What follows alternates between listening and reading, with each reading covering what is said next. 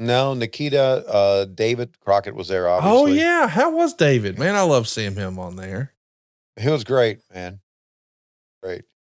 Uh, we did some on cameras, and as you know, during the pregame show, and I thought we were just going to talk about the history of Sting and Sting the Man. And Tony said, "No, tell David, talk about the angle." I said, "Okay, we'll talk about the angle." And I think David, for really not knowing what the angle was, did a pretty damn good job. But got a great response from the fans, us standing there. And damn, damn, I'm pretty. Oh my God. Look at the way you're parting your hair. You look like the worst Beetle. I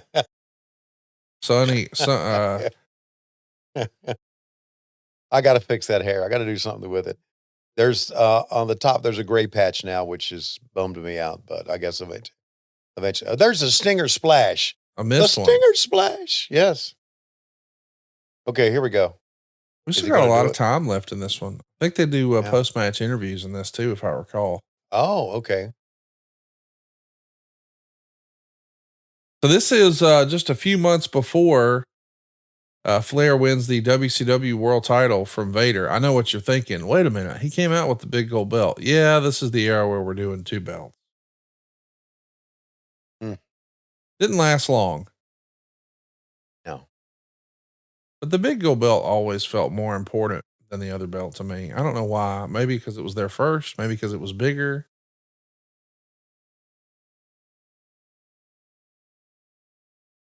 What do you think of Flair in purple doing his best Harley race here? I like the purple color. Hey, I'm a purple type guy. Are you? Oh yeah, I love purple. You like that purple drink? You mean grape Kool-Aid? Well, you've been sipping that lean, Sipping the ween? the lean. The lean? Yeah, the lean. You on that lean? What's lean? Are you double cupped up? How come you know all the hip terms? Have you, have you, do you still keep the Jolly Ranchers or do you just let somebody else bring those? I don't like the Jolly Rancher. Where you at on Sprite? Sprite, the Yeah. drink? Yeah. I don't drink Sprite. What about cough syrup? You a big fan of cough syrup? Only if necessary. Okay. But my voice doctor gave me these little soft gels now, prescription soft gels for my cough.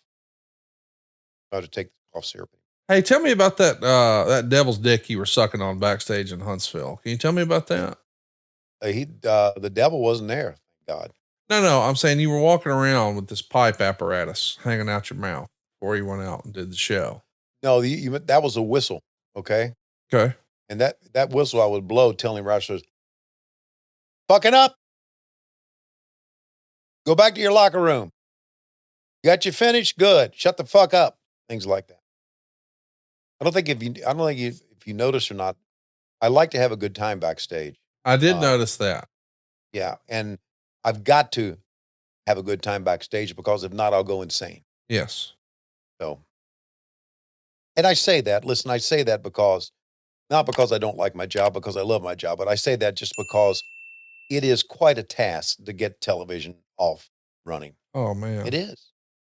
It is an incredible task that takes a lot of people, and I'm very much involved in it. So, And by the so way, I, shout I out to the AW production crew. I don't think production and wrestling oftentimes get their just due, but these guys are loading or unloading and then setting up and then loading again this equipment multiple times a week all over the country, climbing up in high places and hanging things and rigging things and boxing things up. And, they don't get camera time. They're not getting discussed, but man, they really keep that train on the track. So shout out to all those guys doing the literal heavy lifting.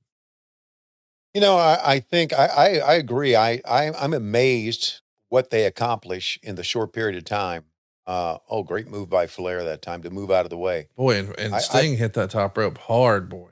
yeah, I think that I've often thought that the young wrestlers, or even any wrestler, should be made to arrive the same time the crew does.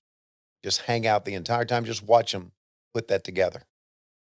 You know, the whole the whole set and everything, the ring, the lighting grids, backstage, all the wiring and everything was done the day of Greensboro. The day fucking of. Wow.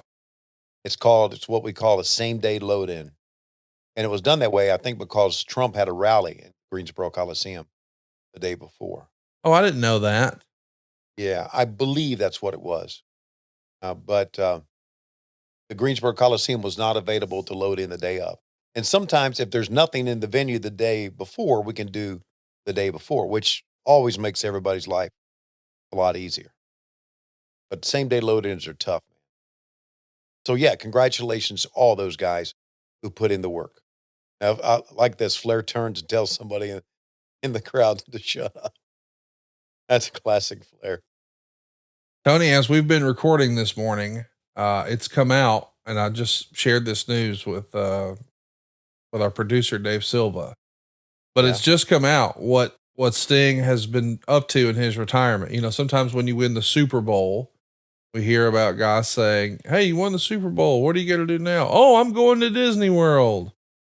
Yeah. Well, everybody wondered, hey, what is Sting going to do? He had his last match on Sunday. What is he going to do? And he told you, "I'll see you when I see you." And everybody wanted to know what's next for the Stinger. Well, apparently he hopped on a plane and went to Las Vegas, Tony.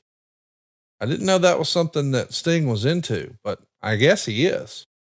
Okay. Because I have it in my notes here, this breaking news that just happened since you and I have been recording, that Sting has flown to Las Vegas. And here's the headline from TMZ: Las Vegas hotel guest stung in testicles by scorpion in bed. He's stinging people, hitting the scorpion Where it counts. on the testicles. Mm. Now, speaking of testicles, talking to the nature boy in Huntsville, Ugh. and boy, he desperately wanted to turn on Sting. I know. "Conrad, will you go talk to Tony? You're friends with him. Just go talk to him." And I'm like, what are you talking about? Just go talk to him. Try to convince him. Me turning on Sting is best for business. And I go, Rick, you work here. You're in the storyline. I think maybe you should tell him. I told him I should turn. Told him. But I think if he hears it from you, I'm not going to go talk to Tony about this. He goes, no, seriously, hear me out. And hit him with this line: "Tony, it's only worked 10 other times. It'll work one more time." And I'm like, I think that's why he doesn't want to do it. He goes, "What do you mean?" I go, "You've done it 10 times, but one more." I'm like, that right there, that is Ric Flair in a nutshell. But one more. Last call. One more. All right, guys, seriously, we're closing the bar. One more. We do one more.